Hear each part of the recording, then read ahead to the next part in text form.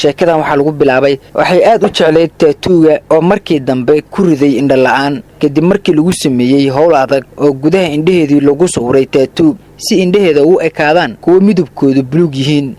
gabadhan oo la yiraahdo Amber Luke oo 24 sano jir ah kana soo jeeda wadanka Australia ayaa waxa ay qaliinka uga baxday 13900 euro oo ah lacag u dhiganta 15525 dollar si muuqaalka jirkeeda u bedesho. sidoo kale carabkeeda ayaa laba loo qaybiyay, dhagaha ayaa laga duleeliyay, sidaas oo kale jirkeeda ayaa lagu sameeyay. waxa sidaas sheegtay jiraa'idka lagu magacaabo The Mirror ee ka soo baxay gudaha dalka Ingiriiska. gabadhan waxa ay jirkeeda ku sawirtay 200 oo taatu. waxa qaliin lagu sameeyay furuuriheeda iyo dhabanka, sidoo kale waa la duleeliyay dhigaheedii, laakiin taatuugii indhaha ayaa ahaa kii ugu dhibka iyo xanuunka badnaa. hadda way indha beeshay ee talo u reeba ayaa lagu soo gabagabeeyay sheekadan.